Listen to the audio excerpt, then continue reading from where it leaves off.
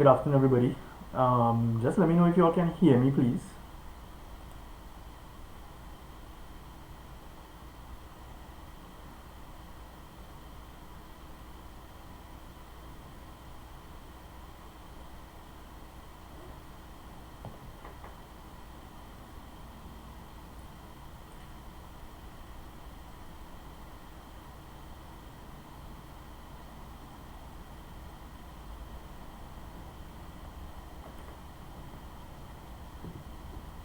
All right, cool. All right. So again, afternoon, everybody. So I'm streaming this directly on my maths channel, right? Most of you all should realize that I have a CSEC chemistry channel as well, right? And there's a lot of free material there that you all can access. Okay.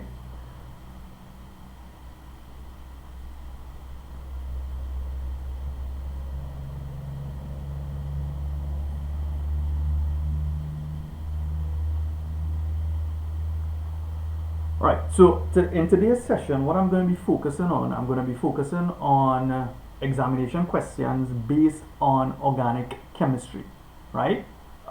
Just to give a brief intro for those of you who it's the first time you're joining me here. So my name is Terry David, right? I'm a past national scholarship winner, right, in science. I do give online maths, admaths, chemistry and physics classes, right? My new Form 4 class starts in August, right? Those of you moving into Form 5, right? There is space available in those classes. You all can send me a WhatsApp at this number here, right? If anybody is interested in classes, right? With respect to chemistry, a long time ago, I got the highest mark in A-level chemistry, right? And that is Cambridge, right? We didn't have CAPE at that time. CAPE was now being introduced, so we had to do Cambridge. So let's get going. So CXC basically gave some broad topics that are supposed to be being tested in the paper 2, right? These are the list of the topics that are supposed to be tested. Now, what I'm going to be focusing on today, I am going to be focusing on these two topics here, which is organic chemistry, an introduction, and reaction of carbon compounds, right? A lot of the examination questions that I've chosen to use today, right, they are different from what I have done with my online chemistry class, right? So I know we have some of my students here as well, right? So the questions I've chosen are questions that we have not covered in class. So the most recent papers we have covered in class, right? So I went a little further backwards this time, right? So let's start with this paper here. This is in June 2015, right? And one thing I want you guys to remember, organic chemistry is not as hard as people believe it to be. Organic chemistry is the easiest part of the entire chemistry syllabus, right? I am telling you that, and that is the truth, right? If you learn your organic chemistry, right, you are going to get 2 questions in the paper based on organic chemistry. So if you learn your organic chemistry very well, then you'll be able to handle yourself in the paper and achieve a higher grade than you would have, right? So we have a question here. The fully displaced structures of 2 carbon compounds, hydrocarbons, sorry, compound A and compound B are shown in the diagrams below, right? Name the homologous series to which compound A and B belong to, right? Now, what do you all think compound A belong to? Tell me what does compound A belong to and what does compound B belong to, just by looking at the structure.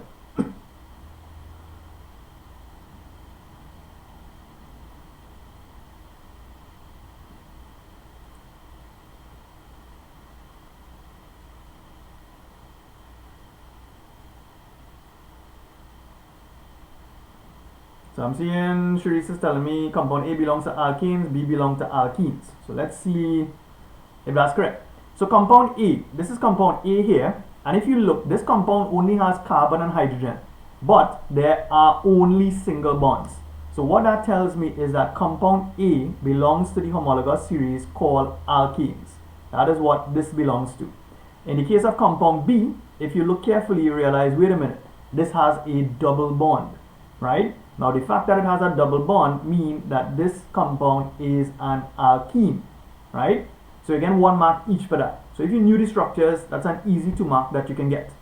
Now, in terms of naming the compound, the name of compound A, right? I think I saw somebody put the answer inside the chat already. Somebody said something, 2-methyl butane. Let's see. So here's how what you have to do in order to name your organic compounds. The first thing we need to do, we need to identify our longest carbon chain, right? So you have 4 carbons there. So therefore, that's the root of my name. So that's but, it's an alkene, so it's something butane, right? Now the thing is, when you have branches attached to your main carbon chain, this here is my CH3 branch, right? And that branch, because it has 1 carbon in it, it's called methyl, methyl, right? Now you need to indicate where is this methyl connected to the main branch. Now what you have to do is to number your longest chain. So you can go 1, 2, 3, 4, and then somebody might come and tell me, sir, but you can number 1, 2, 3, 4, and that is absolutely correct. But what you do, you number your longest carbon chain so that the number where the branch is located is the smaller number. So you notice here, you have a 2 and you have a 3. So what we're going to say, we're going to call this compound 2-methyl butane. That's the name of this compound, 2-methyl butane, right? So that's the name of compound A. In the case of compound B now, you have a double bond. So you know this compound is an alkene, but it has 4 carbon atoms. So therefore it is but. Right? When you have 4 carbon atoms, the root name is going to be BUT. Now here's the thing. When you are naming alkanes, please guys, if you just put butene, CSEC is going to give you that wrong, guys. Right? Be careful with that. You cannot just put butene. Right? In the past, you would have been able to get away with that, but now you can't. What you need to do, you need to indicate the position of your double bond. So if you look carefully here, our longest carbon chain needs to be numbered. So 1, 2, 3, and 4. So the name of this compound here is actually called but, right, dash 2, because the double bond is located on my 2nd carbon. It's butene. So that's one way I can name this compound, or I can call it 2-butene.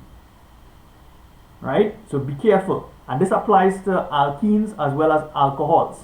So don't just rush and say butene is the name, right? You're going to get it wrong, right?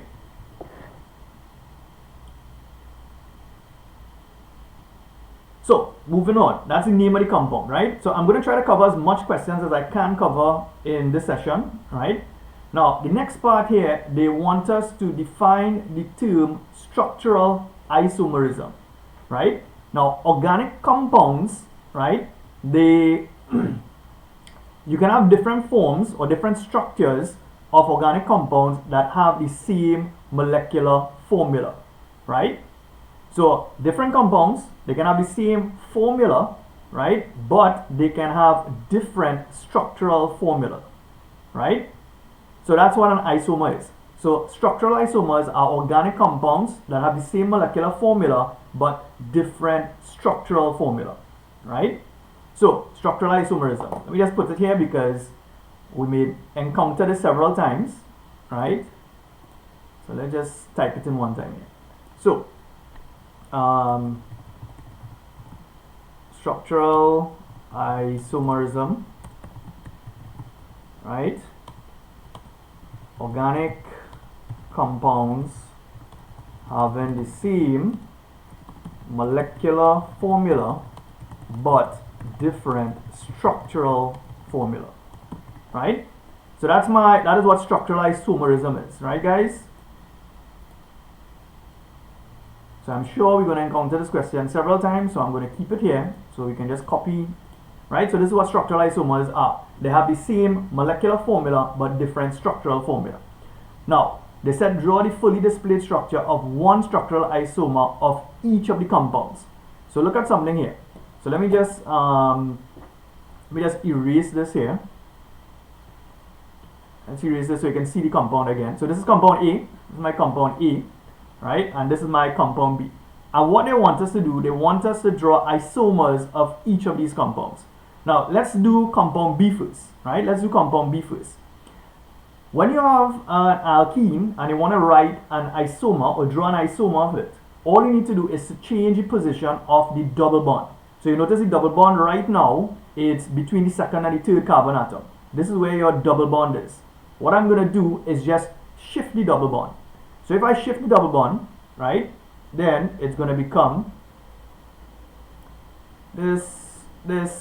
Now please be careful when you're drawing these diagrams. You must only have 4 bonds around any carbon atom, right? So look at my diagram here and you're going to see that each carbon atom only has 4 bonds. What students, they make a mistake by doing, especially when it comes to the double bonds, they put an extra bond here, which is incorrect, because what you're doing, you're introducing 5 bonds around the carbon, right? Now they want us to draw, right? They didn't ask us to name the isomer. So this is for compound B on the right hand side. In the case of compound compound A now, right? You want to draw an isomer of that. Now what they've drawn in compound A is a branch isomer. So what we can do, this has 1, 2, 3, 4, 5 carbon atoms. So all I can do here, or the easiest thing I would do here, is do this. 1, 2, 3, 1, 2, 3, 4, 5, and just draw this. And I'm getting 2 marks for this. This is not taking me long in the exam to do. So organic chemistry, like I said, it is very easy if you learn your work, right? So this here is my structure, and look at that. I'm getting 4 marks just to draw these 2 structures, sorry, right? 4 marks just to do that.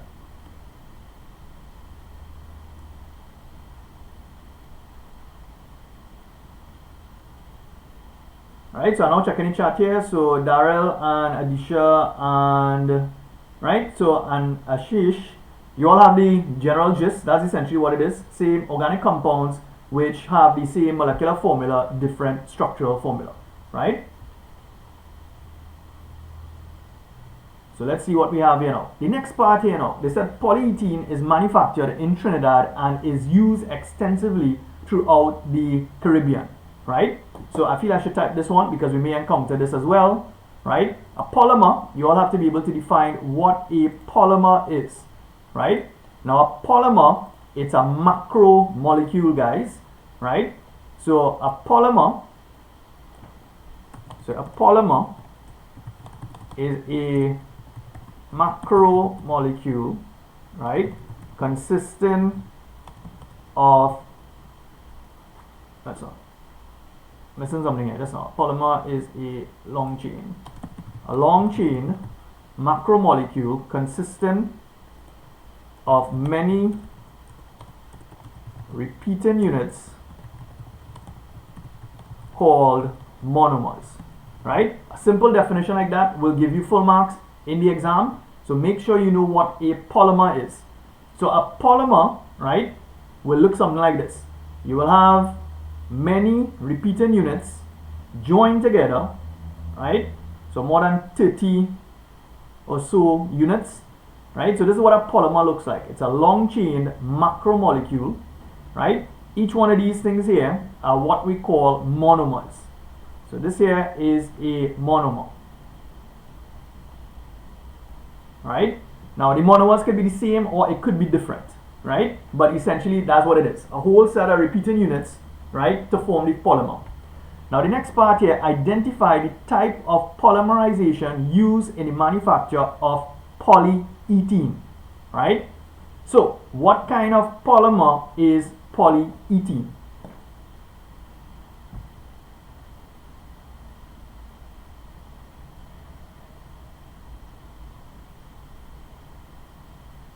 Alright, listen, I'm going to go back a sec. I saw you all say I'm missing something here. Oh yeah, sorry. Yeah, you all are correct. I'm missing an H here. Alright, my bad.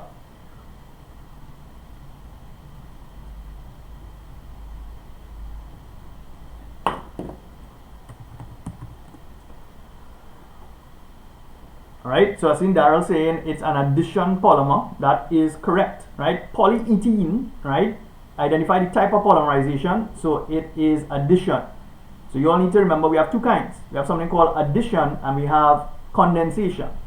In the case of polyethene, sometimes you may be asked to draw, right? How do we get polyethene? So polyethene starts off with a monomer called ethene. So this is my monomer, and we have n of those, right, combining, right? Usually under high temperature, catalyst may require some kind of pressure. And what's going to happen here is that we get polyethene being produced. Now I'm going to draw this using 2 repeat units, right? CSEC can ask you to draw 1 repeat unit or 2 repeat units, right? You need to know what that means. If you look carefully, this particular diagram that I'm drawing here has 2 repeat units, right? So this compound here is called polyethene, right? So addition polymers, when it comes to addition polymers, look out for alkenes as your starting point, right?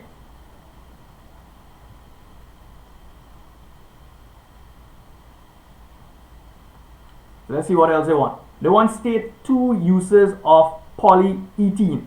Could you all give me some uses of polyethene?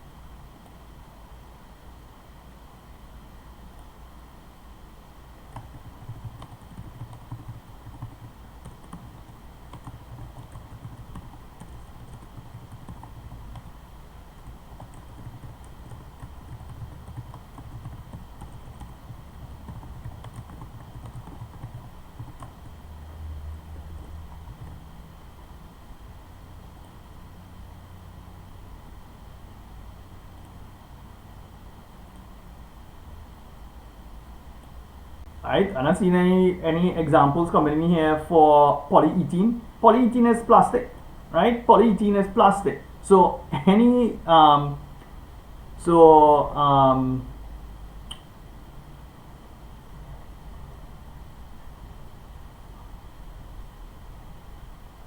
plastic wrapping,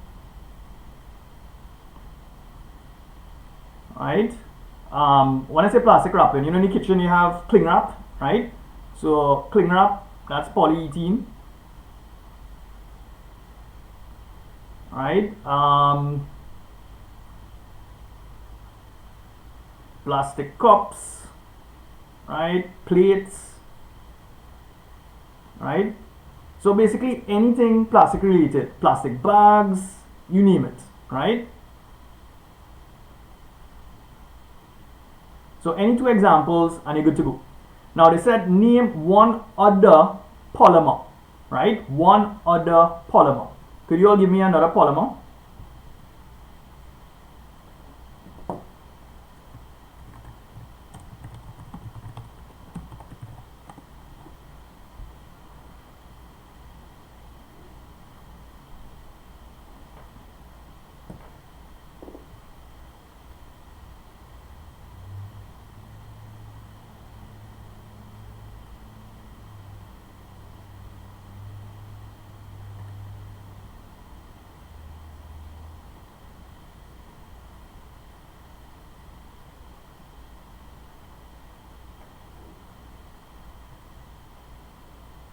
Right, so I've seen a set of different examples coming up here and they are all correct as far as I can tell.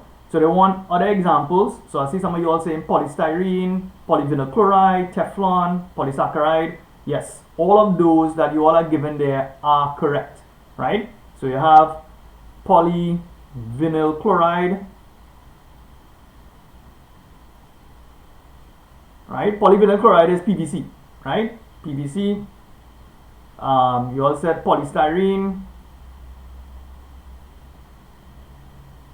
right? You also said Teflon,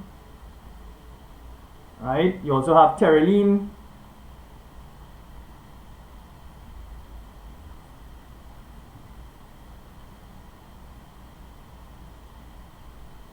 right? You also have nylon, right? So basically one mark. Any other polymer and you're good to go, right? So that's a question from the 2015 paper.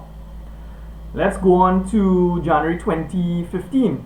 And they want us to name 2 natural sources of hydrocarbons, right? So they've asked this question many times before, right? So you can say petroleum,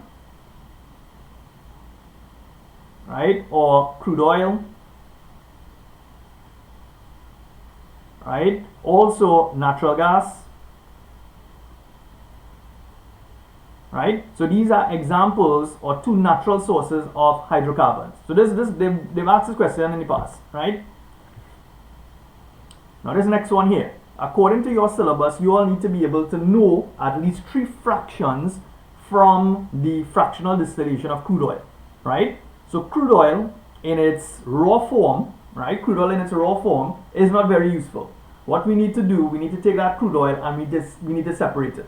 Crude oil is a complex mixture of hydrocarbons, right? And what we make use of is the fact that the different components, they have different boiling points. So what you do, you heat the crude oil, right? The lightest fractions are going to come out at the top of the fractionating column, and the heaviest fractions come out at the bottom. Now, you all need to understand or know the different fractions. Your syllabus says that you need to know 3 fractions, and you need to be able to give examples of the uses of those fractions. So the first part here, they said fraction number 1. So they give you a table, and fraction number 1 goes from carbon 1 to carbon 4, right? So carbon 1 to carbon 4. That's what they want us. That's what they want, right? So for fraction 1, right, is what we call refinery gas, right? So this here. So they said identify one of the numbered fractions, right? So fraction 1, so I'll give you all of them. So fraction 1 is called refinery gas.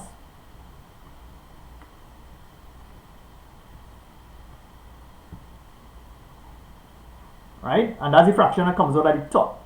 The next fraction here, right, which is C12 to C18, right? C12 to C18, right? You can put kerosene as that fraction if you want, right? So this here, right, is called kerosene. Now CSEC accepted several different answers for this particular question when it was set, right? So fraction 2, we're gonna call that kerosene. Now if you all had put jet fuel, heating fuel, diesel, paraffin oil, you would have been given a mark, right? So, and the last fraction, the third fraction, right, that's C20 to C14, right? We're going to call that fraction bitumen, right? So the third fraction, we're going to call that bitumen. So they just said you have to choose one, right? So you choose any one you want and give it a name. So if you choose 1, you have to call it refinery gas. If you choose 2, you have to call it kerosene. And if you choose the third one, then you have to call it bitumen. Next part, they want state one use of the fraction 3.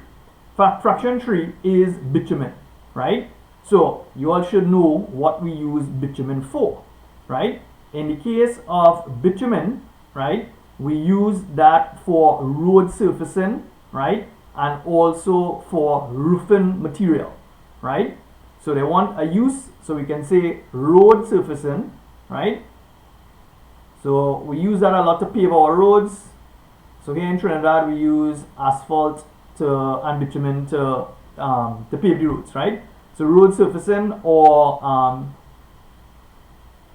in roofing as well, right? So 1 mark just for stating that. 1 mark for that. That's no biggie.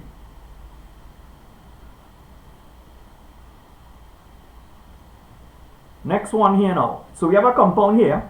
Compound W has a characteristic odor pairs and is used in fragrances and as a food additive, right?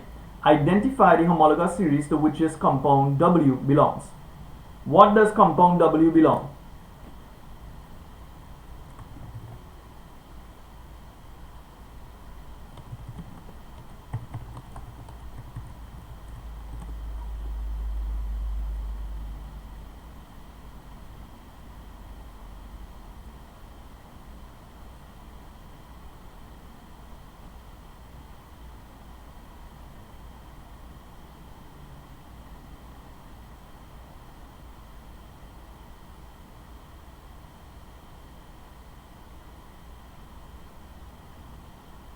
right? So, well, you all seem to know your work, right? I see everybody's saying esters. That's correct, right? So they want to know the name of the homologous series to which it belongs. This belongs to the ester group, right? And how do I know that? It has to do with, you see this group here? This here is my ester group. So it can be drawn like this, right? So this is what we're looking out for. This here is called my ester linkage, right? So this is the ester group, right? So 1 mark just for stating that. And also a hint that you all should pay attention to when it comes to esters. You see when they say it has a smell, has an odor, pairs, and it's using fragrances, right? That tells us one time, hey, that's an ester, right? That's a hint that CSEC normally uses. So they might say sweet smelling oily substance. That's an ester. Now, here's what I want here. Write the fully displayed structural formulae of 2 molecules that are produced when W is hydrolyzed with dilute hydrochloric acid, and state the name of any one of the structures. Now, here it is. To make an ester, we need an organic acid. So you need an acid plus, right, an alcohol, right? Now this reaction here is a reversible reaction, and what we get is an ester, and we get water being produced, right? Now this particular question comes almost every year in multiple choice. An organic acid, so let's put the word organic here. So I've got organic acid plus alcohol. That forward reaction is what we call esterification. The reverse reaction is what we call hydrolysis. So this here is called hydrolysis, right? So the reverse reaction. So when you take the ester and you react it with water, right, what's going to happen is that you're going to get back your organic acid and your alcohol. So that's what hydrolysis is. Now there are 2 ways you can use, or 2 ways we can perform hydrolysis, and that is 1, we can do acid hydrolysis, and 2, we can do alkaline hydrolysis. Now I want you to remember something. Depending on what you use, you get different products, right? Students don't realize that, but you can get different products. When we do acid hydrolysis, like in this question, because they told us that in the question, if you go back to the question here, they said we use hydrolyze using dilute hydrochloric acid.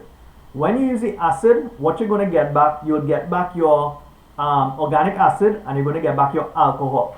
So what we're going to do, we're going to break up the structure here, right? Now this part here of the structure will be my acid part. This here is my acid part. And this part here gives me my alcohol part. Right? That's what's happening here. So you have an acid part and an alcohol part. So they want us to draw the structure of what we're going to get. So the acid part here is going to contain 2 carbon atoms. So let's draw that. So you're going to draw 2 carbon atoms, 1, 2, and you're going to draw your acid, which is going to be this. So this compound here is one of the products, that's compound A, and that's an acid. The next substance we're going to get is the alcohol. But this alcohol here has 3 carbon atoms. So therefore we're going to go 1, 2, 3, and you're going to draw your alcohol, draw it on this side. Right? So this here is my alcohol. So these are my 2 compounds that I'm going to get when I hydrolyze that particular ester here, right? This is my alcohol. Now, they want us to name, they said choose one of the structures and name them. This first one here, you have 2 carbon atoms and it's an acid. So the name of this compound here is ethanoic acid, right? That's the name of this compound. This is ethanoic acid here. The compound on the right now, you have 1, 2, 3 carbon atoms. So the root name is going to be prop, right? But you have to be careful, guys. When you are naming alcohols, don't just go and tell the people propanol. They're not going to give you that correct. You need to say that this compound here is called 1-propanol. That's the name of this compound. Or we can say prop and -1-ol, right? Do not go in the exam and put propanol. You are not going to get a mark, right? So you might be thinking, yeah, I get correct one. But that's not what they want. They want 1-propanol or propan 1-ol. You are indicating the position of the OH group. That's what you're doing, right? So they ask you to name either. So either you're naming A or you're naming B, and you're going to get marks for that, right?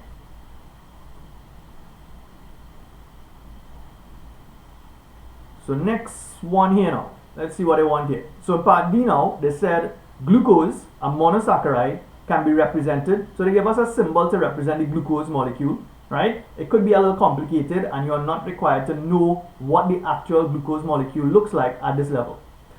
Say the name of the polymer of glucose and using 3 glucose units, draw a partial structure of this named polymer in the space provided, right? So they want to know what is the polymer of glucose. So when glucose molecules combine to form a polymer, that polymer is called starch, right? So this is in your syllabus, you need to know this. Starch is my polymer. Now, they want you to draw the partial structure of the glucose. Now, here's what's happening here. So you have, they gave us something here. You have OH, you have OH, right? And remember, you want to form a polymer. So this is what's happening, right? What is going to happen is that one of the OH and the H from our next molecule is going to come out, right? And this is going to come out as H2O. So therefore, this is a condensation polymerization taking place here. So the structure or the partial structure of starch is going to look like this, right? That circle that they gave us there. And what's going to happen is that you're going to have an oxygen in between those different particles there, right? So this here, how many units they wanted? They just say a partial structure, right? So I'm gonna just shade this so you can tell the difference, right? So this here is this piece I'm drawing here, right? And that O in the middle is my oxygen, right? So you have what I call the ether linkage between your the glucose molecules, right? So this is the partial structure of glucose, the polymer of glucose, right, which is starch. So this here, this diagram here is how we represent starch, right? So 2 marks just for that, right? Now the next part here now, a student is asked to distinguish between a sample of glucose and the polymer. He adds water to separate portions of glucose and its polymer and stirs. State the expected observations in each case. Now sometimes the physical and the chemical properties of your monomer and your polymer are different. Now when it comes to glucose and starch, glucose, right, is a solid, right, a white powdery solid, right, and starch, right, looks a little different, right, but here's the thing, they are adding portions of each of them to water. Now glucose is very, very soluble in water, right? So they want the observation in each case. So glucose dissolves in water. So that's my observation here for this part. Glucose dissolves in water. In the case of the polymer here, the polymer we're talking about is starch. Now starch is something that is insoluble in water, right? So you need to say starch, right, is insoluble in water, right? So starch is insoluble in water, right? So 1 mark for each of those there. That's what they're looking for that answer. So that's part D. Do we have anything else for that? Oh, we have a part E now, right? So you have a monomer and it undergoes, so they're telling us that this monomer undergoes a condensation polymerization. Name the polymer formed and give one use of this polymer. So you have to look at the structure here. This is a monomer for some compound. Now let me draw what the polymer is going to look like for this compound here, right? So you have your double bond, then you have your O, right? But if we bring a molecule like this close to it, right, what's going to happen is that this is, oh wait, sorry, I missed out something here. This is an H here, OH, right? So what's going to happen is this OH and this H here is going to come out as water. So that's why it's a condensation polymer, by the way, because water molecules are being eliminated in the process. So what's going to happen here is that you're going to get a bond that is going to look like this. Watch how your bond is going to look. You're going to have C double bond O, right? Then you're going to have an N here, H here, and then you have the structure repeating again, right? So you see this here, let's draw a little, this here, this particular bond here, this is what we call our imide linkage. So this here is called my imide linkage, right? And by the way, they ask you this in the multiple choice. Sometimes they draw the diagram of the linkage and ask you which of the following represents the imide linkage. So that particular imide linkage is being present here, right? That's what's happening here. So what's the name of this type of, what's the name of this compound that we get in here, guys?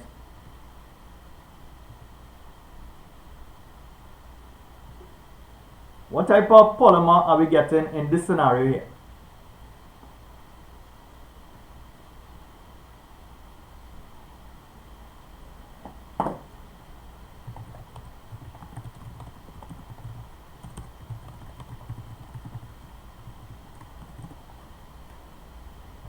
Anybody want to take a guess? What type of polymer am I getting here?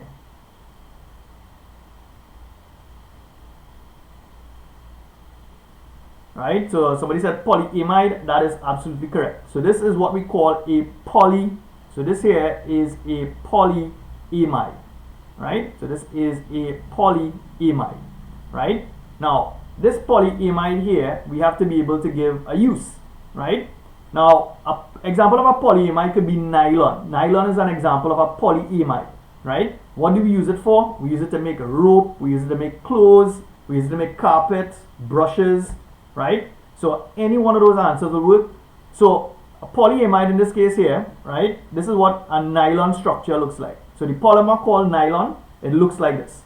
So what do we use it for?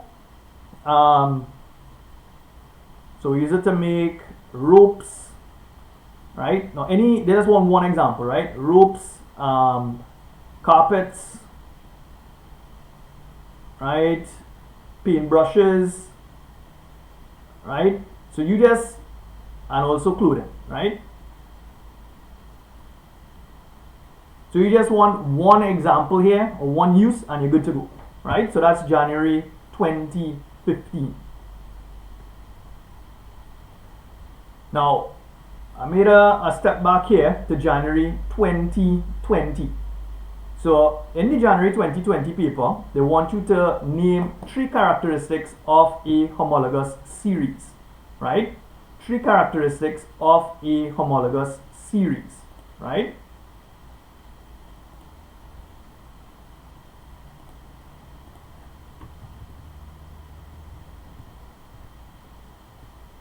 So by the way, that particular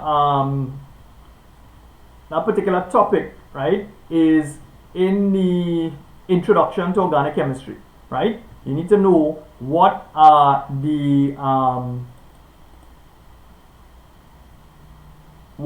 properties of a homologous series, right? So I'm going to give you what those are, right? You just need to learn them off. There are several properties of a homologous series, right? And I have them all here for you guys, right? So the first one, they only want 3, right? But we have several we can choose from. So the first one, they all have the same general formula, right? So all members of a homologous series, they have the same general formula. So some of you all might be saying, what is a homologous series? These are the ones you need to know for your exam. You need to know the alkanes. You need to know your alkenes. You need to know your alcohols, right? You also need to know your carboxylic acids, right? Well, let me use the correct word here. It's called alkanoic acid. So you need to know alkanoic, right? Or carboxylic.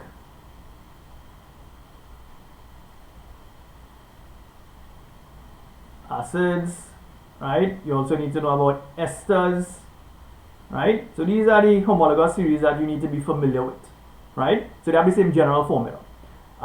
They have similar chemical properties and physical properties. Sorry, similar chemical properties. I said that wrong. They have similar chemical properties, right?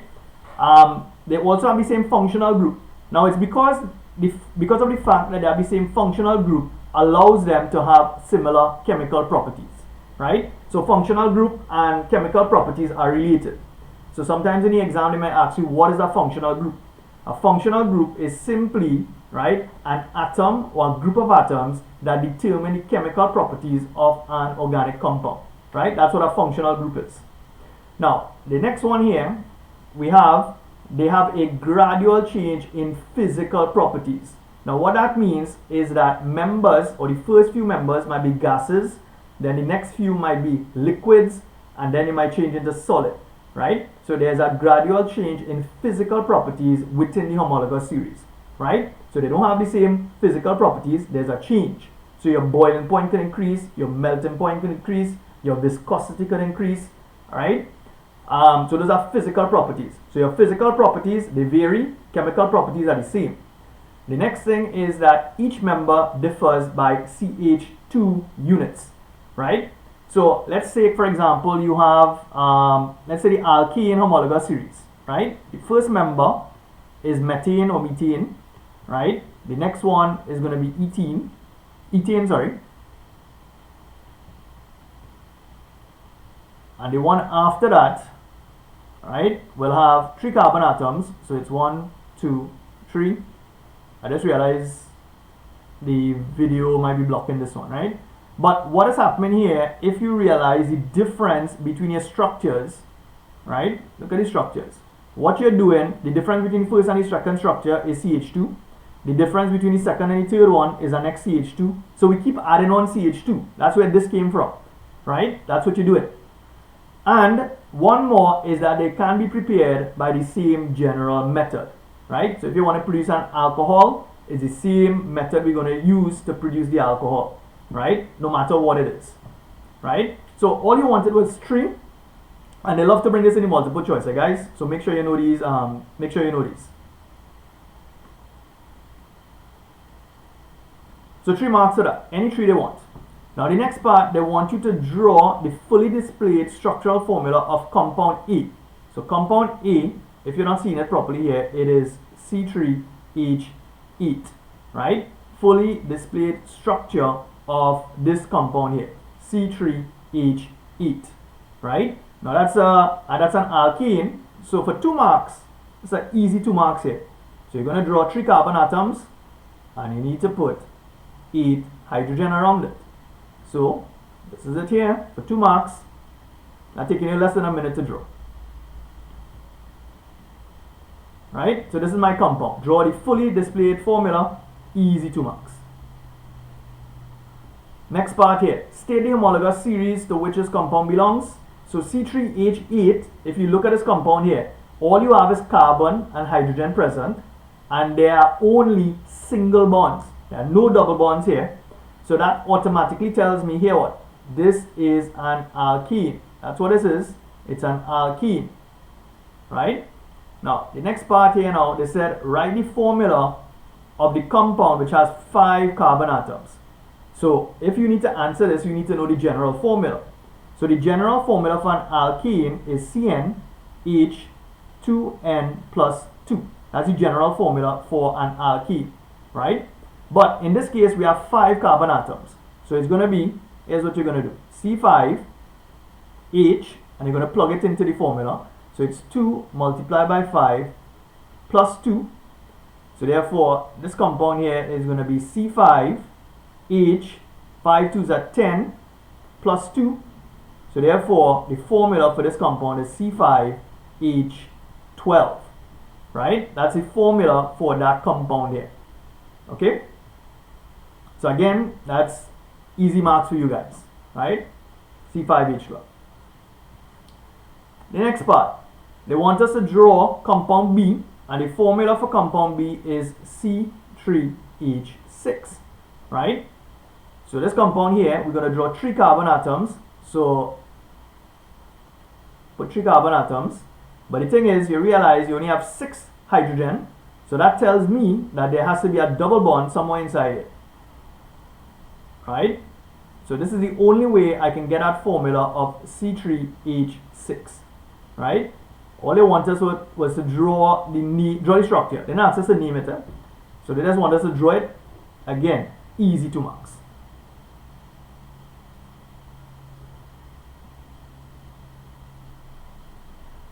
So compound B now, they said what homologous series does this belong to? Well, it has a double bond, so therefore that's an alkene, right? So this here is simply an alkene, right? That's an alkene. Now, the third part now, they said write the molecular formula of the compound which has 5 carbon atoms. Now, in order to answer that, you need to know the general formula. The general formula for an alkene is CnH2n. So, if we want one that has 5, it's going to be H2 multiplied by 5. So, therefore, the formula for this compound will be C5H10. That's my formula. So, the organic compound that has 5 carbon atoms will have a formula C5H10, right?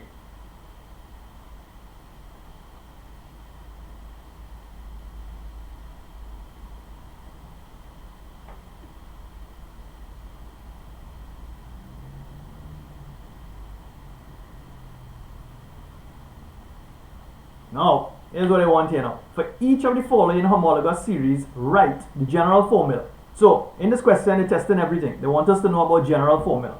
So, for a carboxylic acid, right? And by the way, a carboxylic acid looks like this. It has something called an R group with a COOH attached to it. Or it can be drawn like this. C double bond O, OH, right? This is how we represent an alcohol. Sorry, carboxylic acid. So, in the case of the carboxylic acid, the general formula is this. CnH2n plus 1, right? COOH. That's my general formula for a carboxylic acid, right? In the case of an alcohol, we usually represent the alcohol like this. ROH, or you might see us draw it like this. R-O-H. Right? That's how we represent an alcohol. So that R group that you see we attaching it, right? So that R group has a general formula of CnH2n plus 1. So anytime you see in chemistry talking about an R group, it's called the alkyl group, ALKYL, and it has a general formula of CnH2n plus 1. So in the case of the alcohol, it's going to be CnH2n plus 1, and we just put an OH at the end. So 1 mark each for those, right? 1 mark each for those.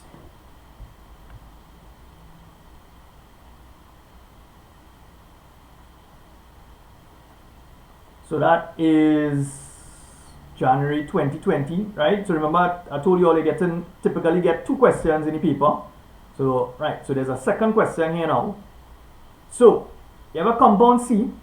Look at the words there. Sweet smelling.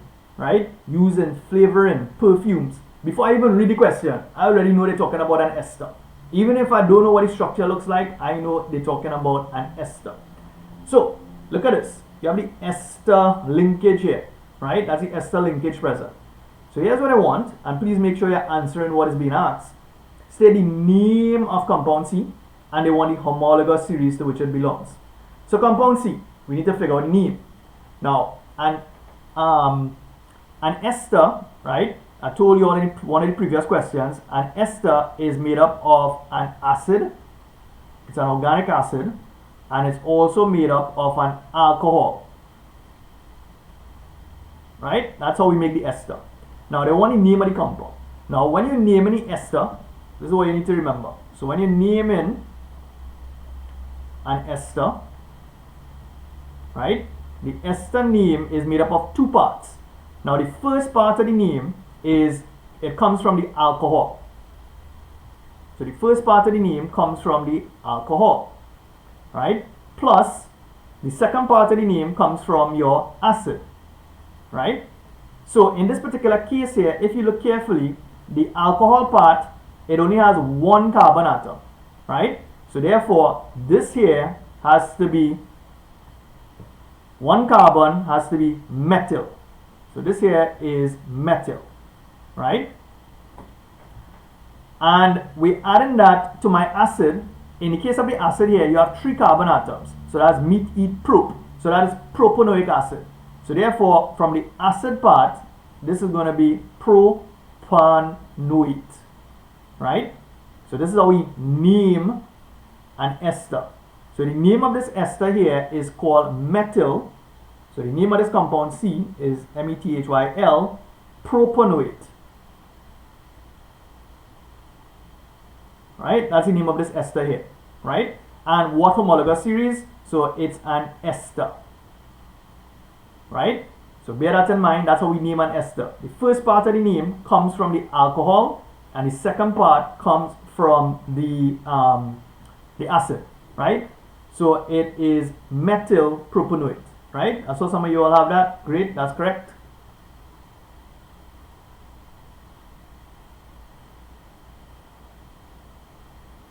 Now they said draw the fully displayed structural formula of two molecules that are produced. So look, similar to the question we just did, we are hydrolyzing this ester this time, right? So what you're really doing, you're breaking up the ester into its alcohol and its carboxylic acid. So the acid has 3 carbon atoms, so let's draw that. So 1, 2, 3. So we go ahead and we draw our acid. Our acid is going to look like this. So when we hydrolyze the ester, this is what I'm going to get. That's one product I'm going to get. They want the 2 products that we're going to get, right? The next one we're going to get is the alcohol part, which only has 1 carbon atom. So this is O, this is H.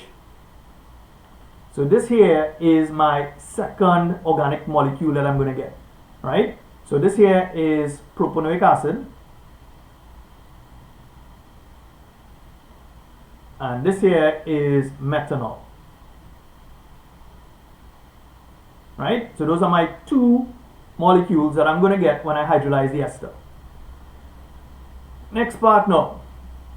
Ethanol is widely used as a solvent for making cosmetics and perfumes. Right? Now they're showing you a reaction here. You're going from ethanol to compound D. So if you look at what's happening here, you started off with ethanol, and the compound D here, right, is a carboxylic acid. How do I know that? You see this group here? This is a carboxylic acid, right? So this here tells me that this is a carboxylic acid. That's what this is, right? Now, we're going from ethanol, and you're converting the ethanol into an acid. So the name of this compound here has to be called ethanoic acid. So this here is ethanoic acid, right? Now, what do they want? State the name of compound D. So the name, right, we already wrote the name there, it's ethanoic acid. Right, that's the name of that compound. Identify the reagent and the conditions necessary to convert ethanol into compound D. Right? And you all remember what that is?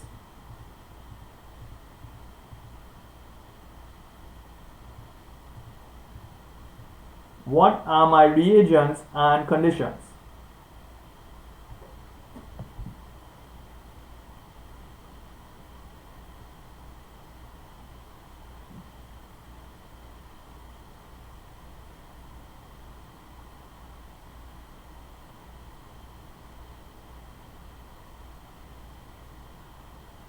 Alright, so hold on, you all said I missed out a question. Let's go back. Let's go back.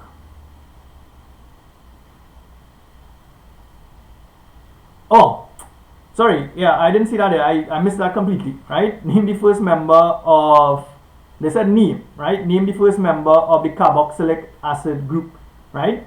So the first member only has 1 carbon, so obviously the name of that is going to be methanoic acid.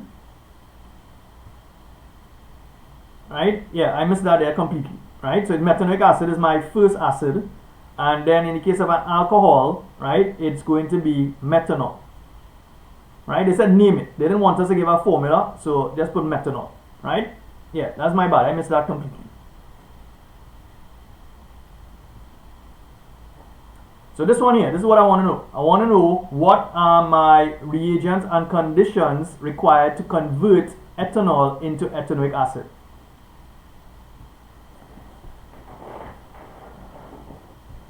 So somebody saying oxygen is the oxidizing agent.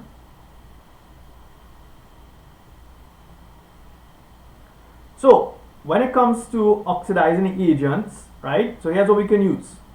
So we can warm, So that's a condition. You can warm with acidified, right, potassium dichromate 6. You all need to know that this is an oxidizing agent. Sometimes we write it like this. We say H plus, right, K2Cr2O7. That's acidified potassium dichromate 6, right? If they were to ask you what is the color change, when it reacts with the ethanol, it changes from orange to green, right? But they said conditions and reagent. So my reagent is acidified potassium dichromate 6, and my condition, we're going to warm, right? You have an alternative that you can use, and that is just add acidified potassium manganate 7, right? Add potassium manganate 7. You don't even need to warm, right? Because potassium manganate 7 is an even more powerful oxidizing agent than acidified potassium dichromate 6. So sometimes you write it like this: H plus KMNO4. This is the purple thing that you would have used in a lab, right? It's a powerful oxidizing agent, and when it behaves as an oxidizing agent, it changes its color from purple to colorless, right?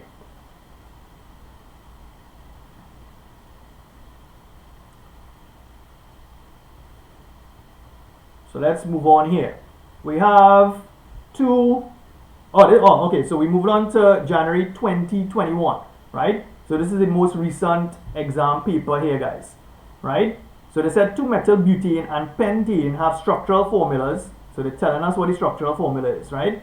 Which is C5H12. So C5H12. And they want us, first thing, what is structural isomerism, right? So structural isomerism, we got that previously, so I'm not going to type that back. I'm just going to pull the answer that we had before, and that's from here. Let's go back, and we're going to just put that here. Boom. Right, so make sure you know what structural isomerism is, right? So you're getting 2 marks for that, right? What else they want? They want us to draw the fully displaced structure of 2-methyl butane. Now we kind of met this in a previous question that we just did. So you look at the root name. The root name is butane. So you're going to put 1, 2, 3, 4. That's 4 carbon atoms. When we see but, that tells us 4. Now it's 2-methyl. So that tells me it's a branch and it has a methyl on that branch. So what you can do, you can put this here. CH3 is my methyl group, and it's on my second carbon atom. So therefore, 2-methyl butane could look something like this.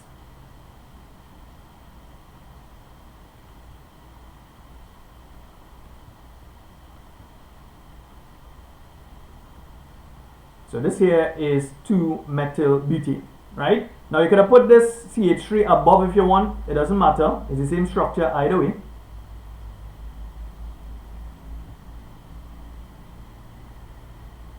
Oh, I see you all asking about specific temperature for the potassium manganate. You don't even need to warm it, right? You can say at room temperature. That's a condition, right? But if you put warm, you're not going to get it wrong. So if in doubt, put warm.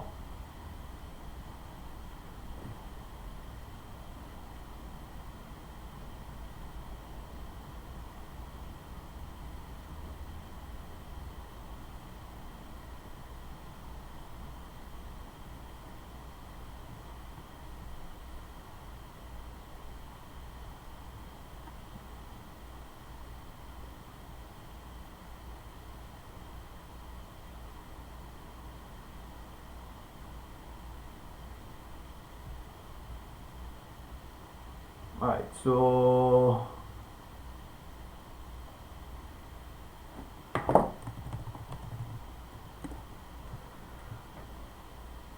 where am I now? Alright, so that's that. And what they want, draw and name one other structural isomerism of C5H12. Well, if I were you, all I would do is do this, right? So there is a finite amount of questions that CSEC can ask when it comes to organic chemistry, guys. So if you do about 10 years of these, any question they ask you, you'll be able to answer it. 1, 2, 3, 4, 5. So this here is an isomer, a structural isomer of C5H12. Right? So you can just draw this.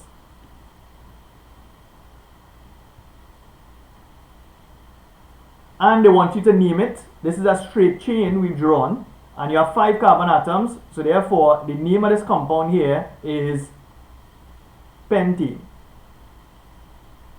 Right? That's the name of this compound. This is what I would have chosen. It's an easy way out. Right? So pentane is an isomer. Right?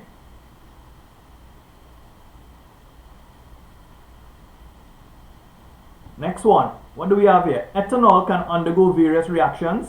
Depending on the reagents and conditions of the reaction, products with different functional groups can be formed. What is the functional group present in ethanol? Right? So when they ask you what is the functional group, in an alcohol, you see this OH here? That's my functional group, but it has a special name. Right? So you can say, that's my OH group, but it has a special name. It's called the hydroxyl group. Right? That's a special name here. So if you look at a lot of skincare products and hair products, you might see, if you look at the names of the substances that you find in them, you're going to see hydroxyl something inside it. Right? You're going to see the OH group a lot. Now, what are they asking us here now? So table 2 summarizes the conditions and products of 2 reactions of ethanol. Right? Complete table 2 by inserting the reaction conditions and drawing the fully displayed structure of the products when formed. So, there's no reagent here that is saying for this particular reaction we're talking about. And you are converting, so we're starting off with ethanol. That's what we're starting off with. But you want to produce an alkene, right? Now, this is what ethanol looks like. Right? You can put the OH here or you can put it on the side, it doesn't matter. But what I'm doing, I am taking this ethanol here and I am converting it. They said you're converting it to an alkene. So what's going to happen, that H and that OH is going to come out. Right? And what you're going to end up with is this compound here. This is the alkene that I'm going to get. Right? It's called ethene. So this here, for 1 mark, is this compound here.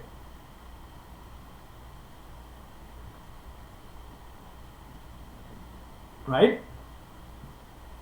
Now, in terms of my conditions now that particular reaction here, right, is what we call a dehydration reaction.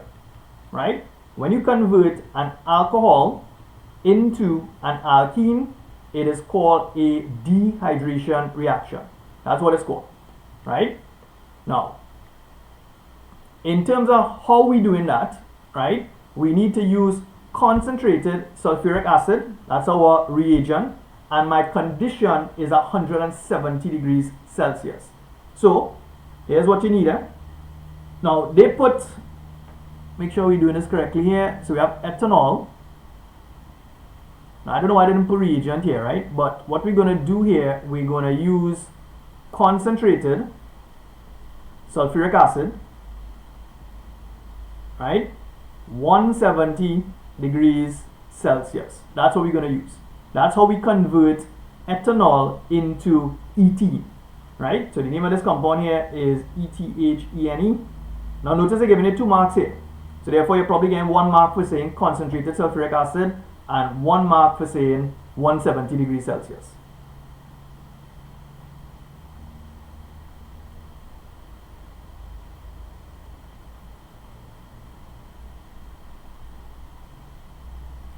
Now, so in the second one here now, we are using a reagent. So remember you're starting off with ethanol, right? Which is CH3, CH2, OH. This is one way of writing the ethanol formula. So you're taking ethanol and you're reacting it with this compound here. That's my reagent. So this compound here is ethanoic acid. Right? That compound is ethanoic acid. So, and look at what we're producing here. We are producing an ester. So So they're expecting us to draw what this ester is supposed to look like.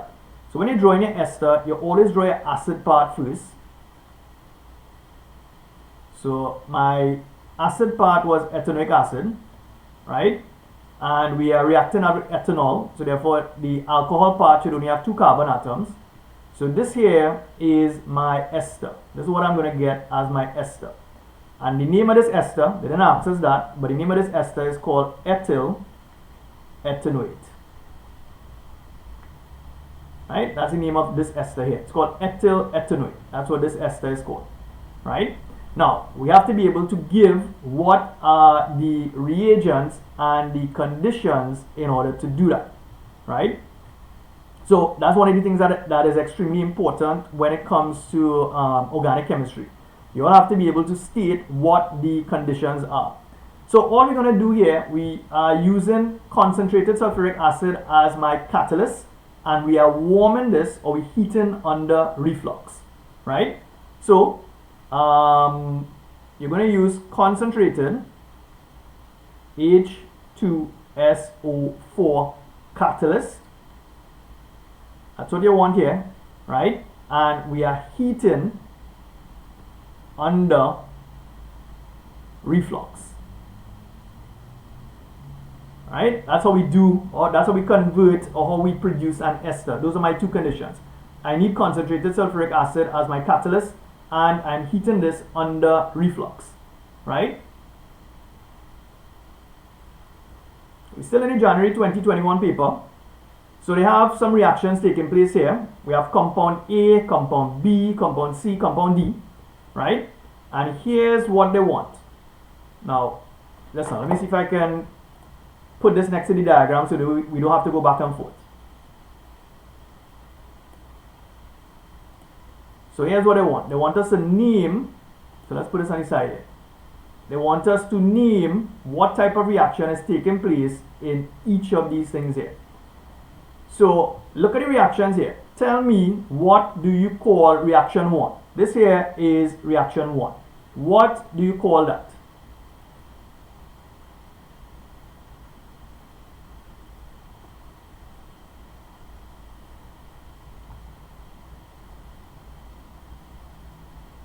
Faith is asking me what is reflux. When I finish this question, I'll just go back to the next slide, the previous slide, and I'll tell you what reflux means.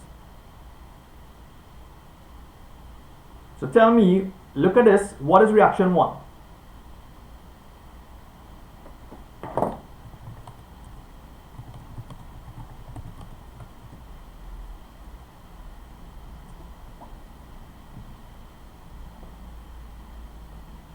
So if you look carefully, what is happening here, right?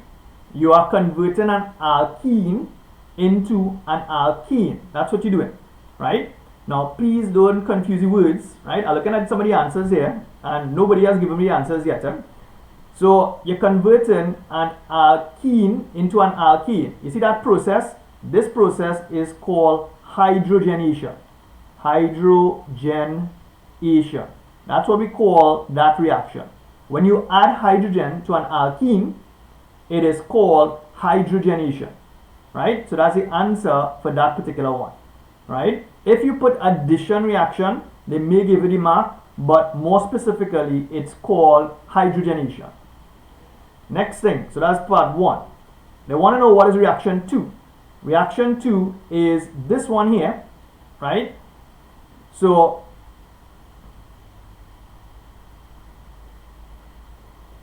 right, so I think I saw somebody said addition, right? So that's what we will put for this one here. That type of reaction here is called an addition reaction, because what's happening here is that you notice the double bond disappears, and we have 2 BRs, look at BR here and a BR here, attaching itself to the carbon atoms. So this is called an addition reaction. The third reaction, right, that is this one here.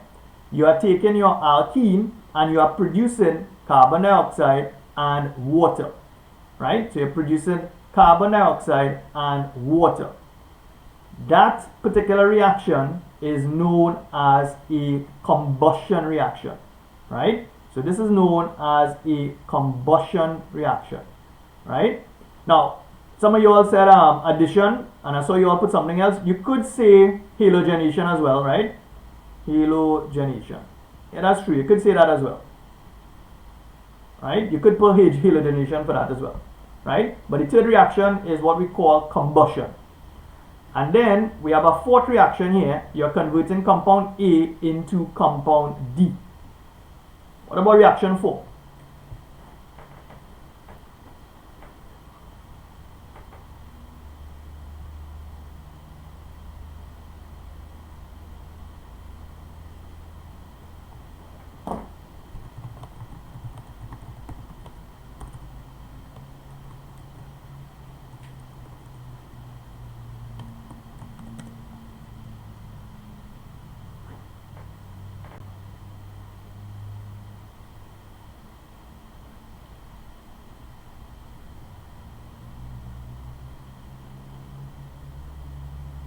Alright, so I see you all putting correcting polymerization. Alright, so reaction 4 is a polymerization reaction. Right? Notice I spelled the word with an S. So CXC, they keep interchanging between S and Z. S is the British spelling, Z is American spelling, right? We follow British, so it's S, right? But CXC, they use it interchangeably. Right, so somebody asked me what is reflux, right? Let me just go back here for a sec. So you all have to be able to draw what a reflux apparatus looks like. So it's this. You have a tube, right? A condenser, sorry, right? And you have a round bottom flask. So I just run this freehand, so it may not be the best, right? And what you have here is your acid and your alcohol, right? And you are heating this, right? But at the top of this thing here, right? At the top of this thing here,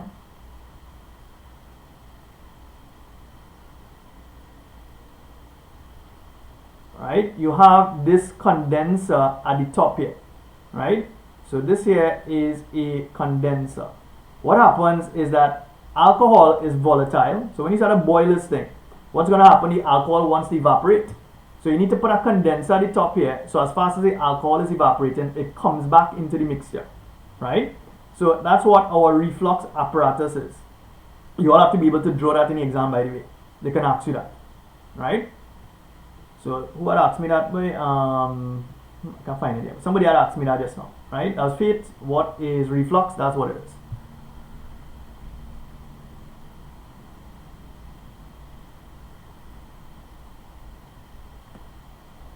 Alright, so we're still on January 2021. This question is still going on, right? Identify suitable reagents and reaction conditions for each of the following conversions. So you want to go from compound A to compound B. So let's go back to our diagram. Compound A to compound B, that was this reaction here. And that's a hydrogenation reaction. So here's what you need for that reaction, guys. You need hydrogen gas, so H2 gas, right? You also need something called a nickel catalyst. You need to learn these things off. So it's called a nickel catalyst, right? And apart from that, you need an appropriate temperature in which to do that, right? Now, if you want to do that, you need a temperature of about 150 degrees Celsius, right? So nickel catalyst, 150 degrees Celsius, around it. Right? Some of you all might put 170, 180. They still give you the mark, right? So when they say reagent, look what they said. Suitable reagent and conditions, right? So you need hydrogen gas, that's my reagent, and I need a nickel catalyst and a temperature of 150 degrees. So that's what they want for the answer there, right? You want to go from compound A to compound C. Let's go back to the diagram. So A to C is this reaction here. That's reaction 2. And what you're doing here, you are adding bromine across the double bond, right? So that's what you're doing. You're adding bromine across the double bond, right? So all we need to do is to add bromine, right? So we have two options here. You have two options here to do that. So you can add bromine in water, That's one way we can do this, right? Or you can add bromine in something called tetrachloromethane, right? Or what we call CCl4, right? So either you give this here, you say bromine in water, which is the easiest one to use, or bromine in tetrachloromethane. So this bromine we're talking about here is Br2 here, guys, right? And this particular reaction, you don't require no UV light. This reaction can take place in the dark, right? So you can mention that. You can say reaction,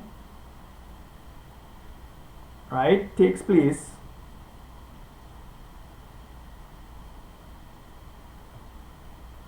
in the dark at room temperature, right? When it comes to an alkene, you have a different reaction. You require UV light in order for that reaction to take place. But this particular reaction, this reaction can take place at room temperature and it can take place in the dark. So this is one of those reactions where, or what we use to distinguish between an alkene and an alkene, right? You get decolorization of bromine. So reddish brown to colorless, right? So also Janelle mentioned that here. The solution will decolorize when it's added. So that's true, right? That's a test that we use to differentiate between an alkene and an alkene, right? Alright, so for those of you now joining us here, right, all I ask that you do is subscribe to the channel. So if you haven't done so as yet, subscribe and hit like, right?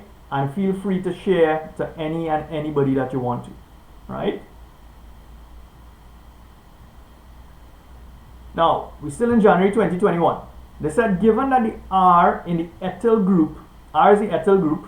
So look, remember in one of the questions I said the R group is given by this, CnH2n plus 1. Now they are telling us that this R group here is called the ethyl group. So if it's the ethyl group, ETHYL, that group has 2 carbons in it. So it's C2, 2 2s are 4 and 1 5. So this here, C2H5, is my ethyl group. They want to know what is the molecular formula for compound A. So let's go back and see what A look like. So this is A here. This is what A is, right? So let me just draw it across here. So this is what A look like, right? So you had a R, then you had a C, right? So this was compound A here. And if you want to write the formula, all you need to do is to replace this R with this here, this C2H5. So this compound here is going to be C2H5, right? And it's going to look like this, right? So this is my compound E. That's what it is. So they want state the molecular formula. So if we just look at this compound here, right? I'm going to write it down. It only has carbon and hydrogen. In total, we have 2 carbons, 2, 3, 4. We have 4 carbons. And then when we look at the hydrogen, we have 5, 6, 7, 8. So this here is my formula, molecular formula for compound A, C4H8.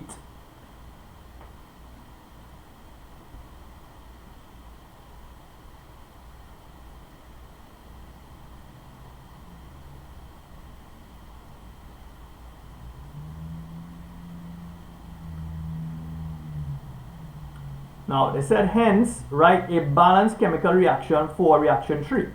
What was reaction 3 now? So reaction 3 was combustion.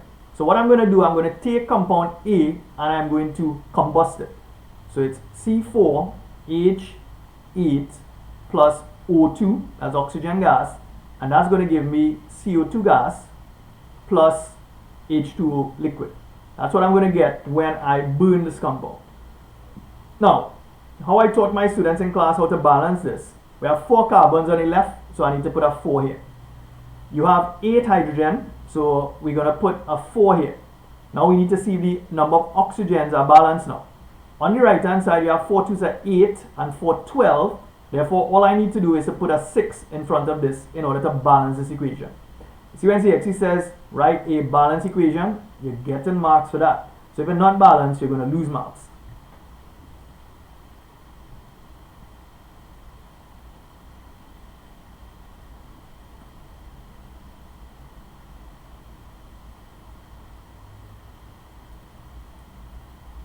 Now, the last part here, I think is the last part, hopefully, is it?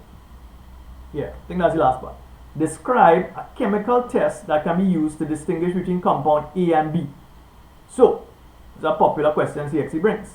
Compound B, this compound up here, it's an alkene. Right? That's an alkene. And compound A is an alkene. So what they are asking us here is to describe a test to distinguish between an alkene and an alkene. Now, here's the problem. Some students, they know what the test is, but in terms of what they write down as the answer, they lose marks easily. So what we can do, we can use the same bromine water that we had just now, right? So here's what you're going to do. You're going to add bromine water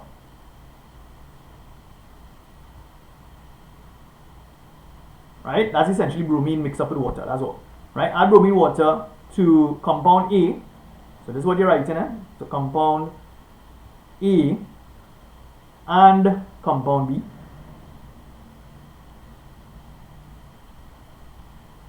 Right? So you're adding it to both compound A and compound B. Right? Now you need to say what's going to happen to each of those. So in the case of compound A, so you need to say what's going to happen now. So compound A, remember compound A was an alkene, right? Compound A was an alkene. Let's double check that, make sure I tell you the correct thing.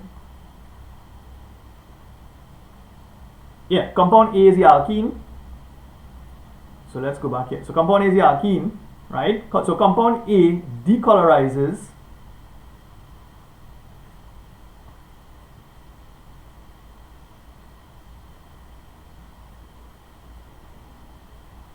right, the bromine water, right? And what you should do is state what color change is taking place, right? So reddish brown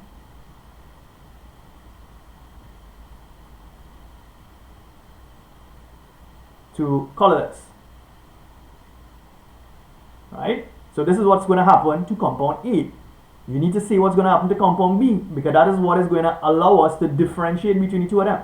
So no reaction or no color change with compound B. So no color change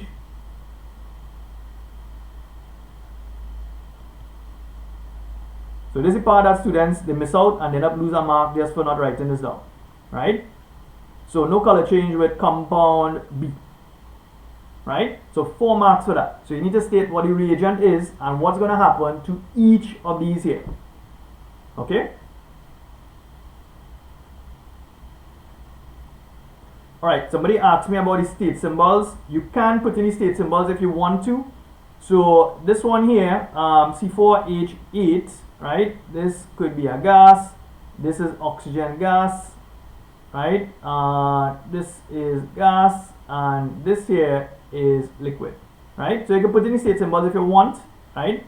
Sometimes they're very specific and they ask you for the state symbols, right? Especially when it comes to ionic equations, you have to put state symbols.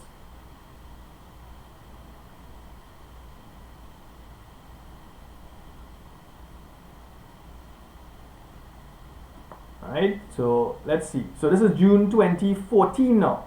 So look again, look how many times they've asked us what structural isomers are, right? So again, I'm not going to write what it is here because we've met it like about twice already.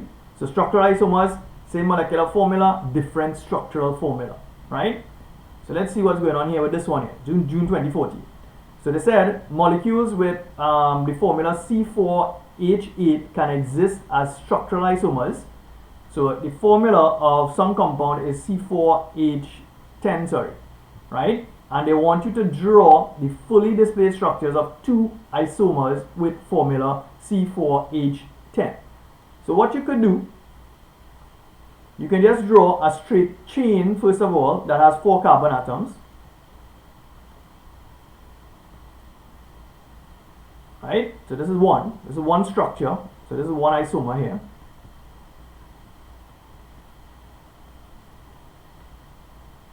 Right, isomer 2 now, all we need to do, we could try to create a branch isomer. So we can do this. Let's put a C here.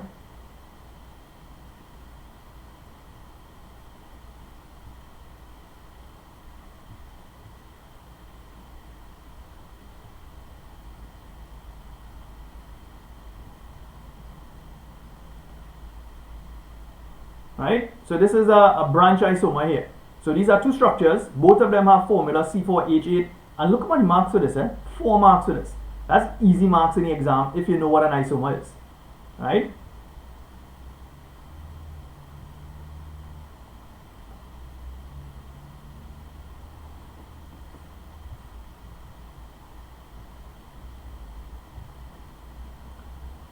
So that's structural isomers. Now again, well, look at this. You realize they tend to ask the same things over and over. You have two hydrocarbons, compound A, compound B. Obviously, we can tell that this is an alkene. This here is an alkene because we have a double bond. This here is an alkene. So just like in the previous question now, they said briefly describe one test to distinguish between compound A and compound B. So what we need to do, we need to add bromine water to both of them.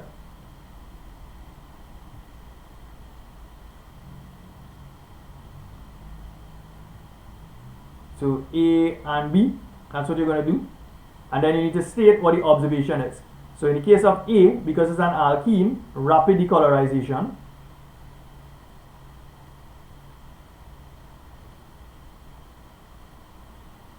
Right? So we go from reddish brown to colorless. So reddish brown.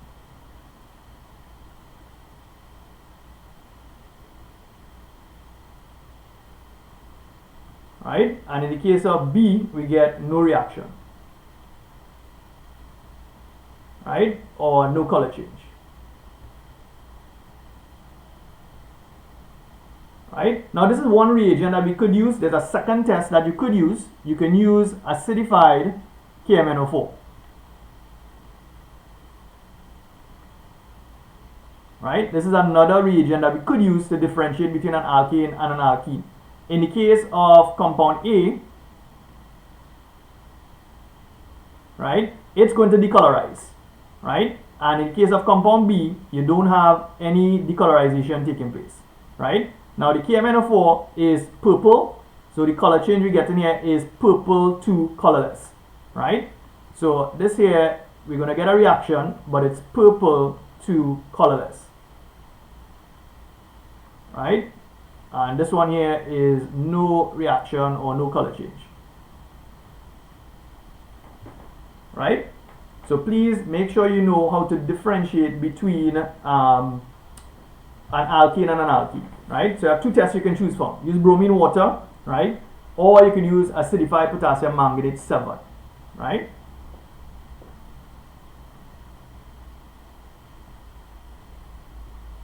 So they said compound A and compound B burn in oxygen, right? A balanced chemical equation for compound B in excess oxygen.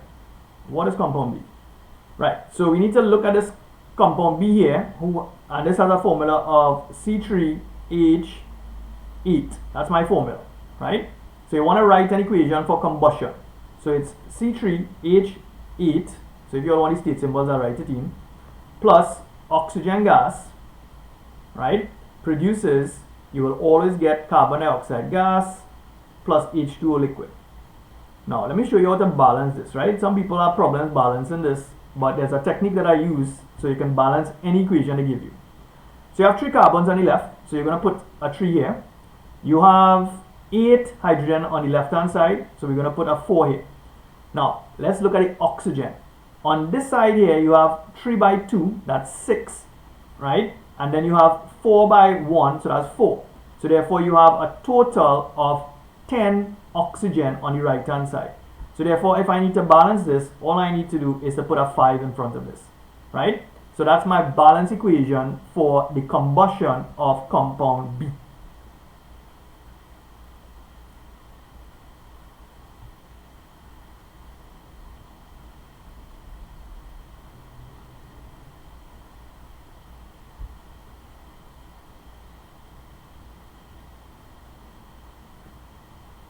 Now, they want us to state a use for compound A and compound B. Now, what was compound A? Compound A, 1, 2, 3, that's 1 propene. So compound A is 1 propene, right? And compound B, the name of compound B was 1, 2, 3, is propane. right? So one use, right? In the case of propane, propane is what you use in a gas tank in a kitchen, right? So cooking gas, right? In the case of propene, you can use that to make an ester, right? So you can say used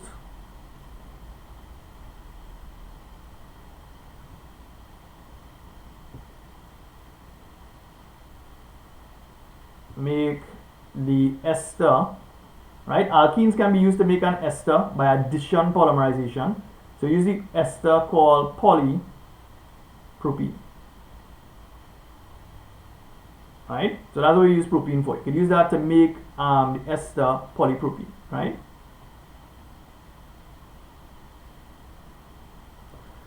Now, what do we have here now?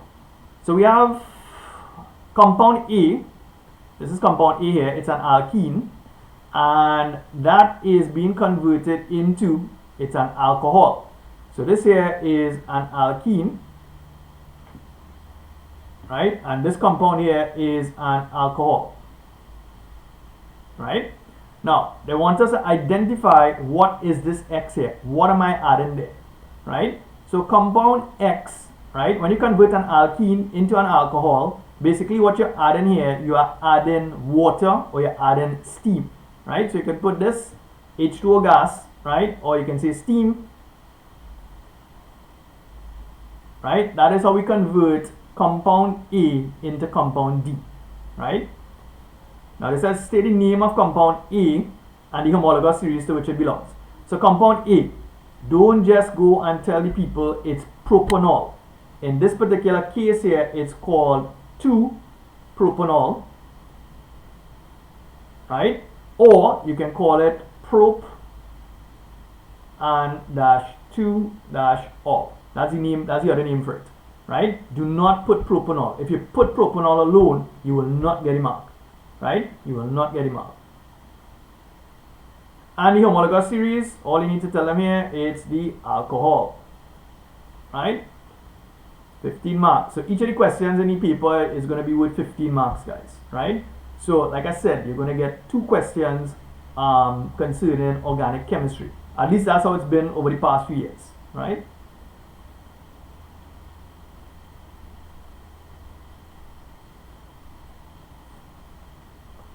Alright, so we still, this was what? This was June 2014, this is January 2014. So they give us some compounds here. Compound A, compound B, compound C. State the name of the homologous series to which of the compounds belong. Right, so compound B, that's this one here. That's an alkene. Right, compound C now is this one here. That's a carboxylic acid. So this here is a carboxylic acid. That's what this is, right? It's a carboxylic acid. Then part B now, compound A burns with a blue flame, right? Compound A, this compound here is ethanol, right? This compound here is ethanol. It does burn with a clean blue flame. If you ever try to light some rum, you're not going to see it burn.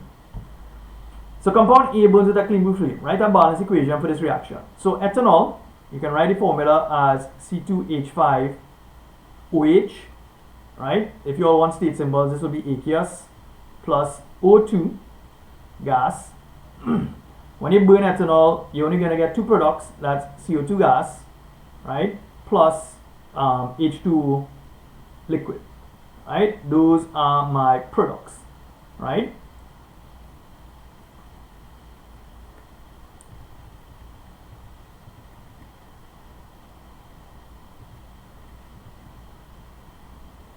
Now, we have to balance that equation. So all we need to do is to put 2. We need to put a 2 here. We need to put a 3 here. And that'll be 2 to the 4.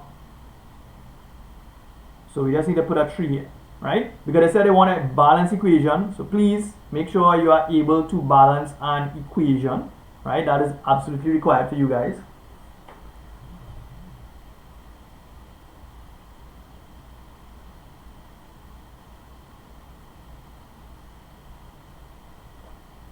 So let's see what else they want here. State which of the two compounds, A or B, is more soluble in water and give a reason for your answer. Right? Which of the following is more soluble in water, A or B?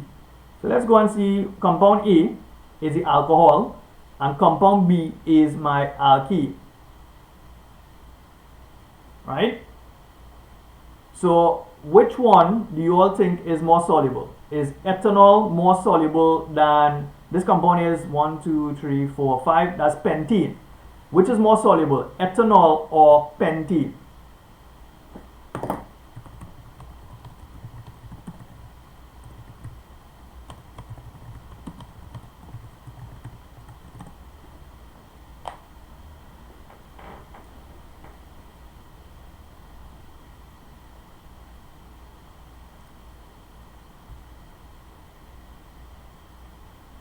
Right, Shirish is telling me it's ethanol. That's correct. Ethanol is more soluble. So which one? So it's compound A. So compound A is more soluble, right? So Shirish is in my class, so she should know what the answer is, right? They want to know why. Why is ethanol soluble in water, more soluble than pentene, right? Now that has to do with the fact that the OH group, so you need to say this, the OH group in the, let's put in compound A. In compound A is polar, right? That's what we need to say, right? So the OH group in compound A is polar. Water is a polar solvent. Right? So if you all remember your chemistry from, let's say, Form 4, water is a polar solvent because of this. A water molecule looks like this. You have O and 2 OH attached to it. But the problem is oxygen is more electronegative than hydrogen. So there's a small shift in this electron pair here, and you end up with a small negative charge here, a small positive charge here, and a small positive charge here. Right? So water is a polar solvent. Now you don't need to draw all of this for your answer. All you need to say is water is a polar solvent. So the OH group,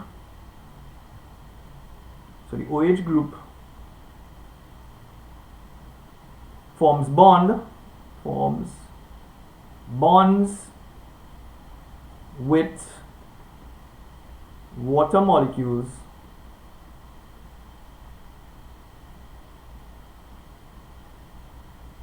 therefore making it soluble.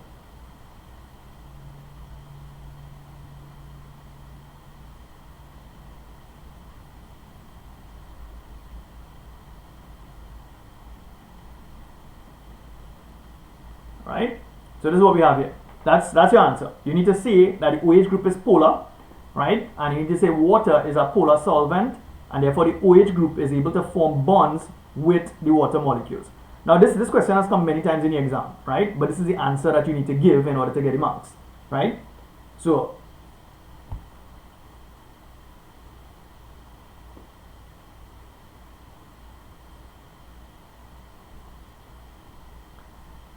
now they want to know which compound A or compound C, reacts more vigorously with sodium, metal, and give a reason for your choice, right? So you have compound A, that's this compound here, which is an alcohol, and compound C. Now both of those compounds technically can react with sodium, right? So if you all would have done this in school, you need to know that sodium could react with ethanol to give me sodium ethoxide. Sodium could also react with ethanoic acid. In this case, sorry, this is not ethanoic acid, this is propanoic acid. So sodium can react with both of them, right? So they want to know which one is it more reactive with. So obviously it's going to be more reactive with the carboxylic acid. So it has to be compound C. So it's compound C, right? And the reason why is that compound C, right, is a stronger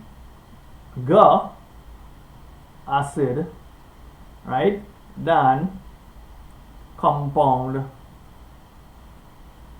E, right? Now, we know that propanoic acid is a weak acid, right? But what we're doing, we're comparing compound C and compound A. That's why I'm using the word stronger in that sense, right? These acids are what we call weak acids, and they are partially ionized in aqueous solution, right? But what I'm doing, I'm comparing compound A, which is an alcohol, and I'm comparing compound C, which is a carboxylic acid, right? And they want us to write a balance equation for the reaction of compound C. So that compound is, so here's what I like to do. When they give me a structure like this, I typically draw the structure and try to draw the reaction. So what I'm having here is this.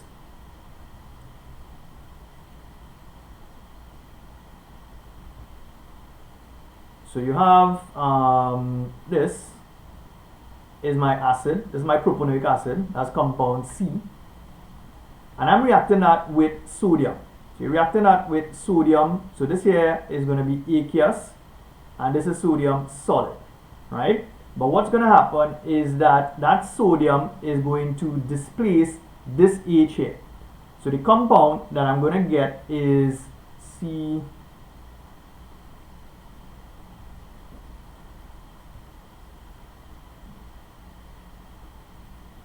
O minus Na plus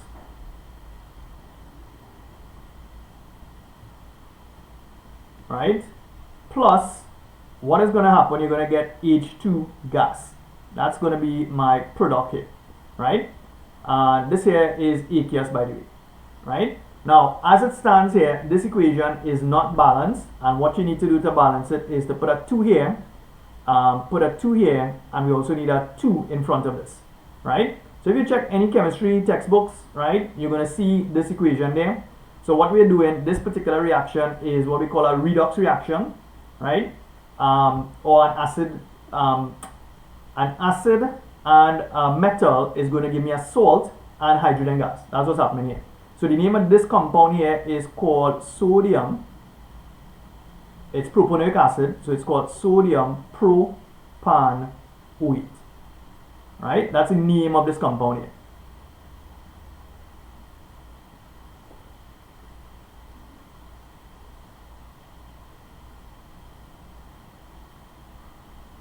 Jada is asking if it has more H plus ions. Not necessarily, not really true, right? What happens is that the ethanol, right, is partially ionized, just like the propanoic acid, but it's so weakly ionized, it makes the propanoic acid much stronger, right? That's what's happening there.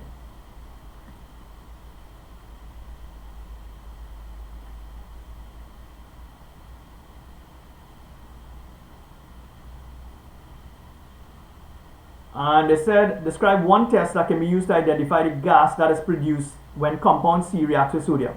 So if you go back to this equation, this is my gas. I'm producing hydrogen gas.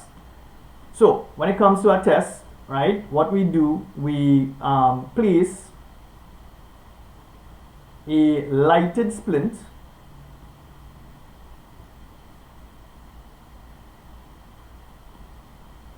in the gas. Right? Now, one of the things that CSEC complains about is that students, they know what the test is, but they don't explain what's supposed to happen.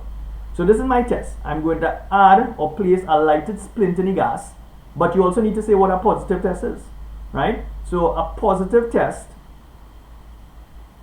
right? What is going to happen is that you get a squeaky pop. Right? If hydrogen gas is present, you're going to get a squeaky pop. So apart from describing the test, you need to state what is actually happening. Right? That's what you need to do.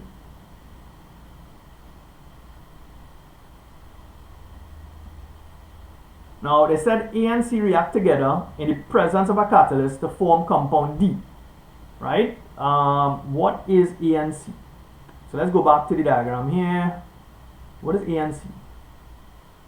Compound, that's not, we're back too far.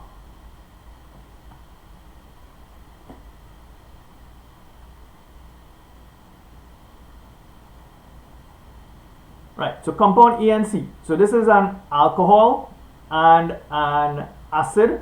So therefore, when I add those two things together, I'm going to get an ester.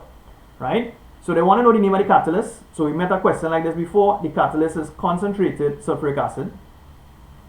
right? And you're reacting ethanol and propanoic acid. So when you draw any structure, guys, always draw the acid first. So I'm going to draw propanoic acid first. So this is what my propanoic acid looks like. So the first part of the ester comes from the acid part, right? Then we have to draw the alcohol part now. The alcohol was ethanol. So therefore, this is what my structure of my ester is going to look like, right? So all they want us to do is to draw it. They didn't ask us to name it, right? If they had asked us to name it, then the name of this would have been ethyl, ethyl propanoate. Right? That's the name of the ester in this particular case here. Right? Alright guys, so we've done several questions here on organic chem, right? Let me see how many. I'm gonna do one more, but let me see.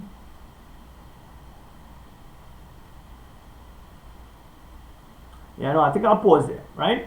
So we've done several questions here, a few years past papers on organic chemistry. So please listen, listen to what I'm saying when it comes to organic chem. You all need to revise your work. It is a very easy question, right?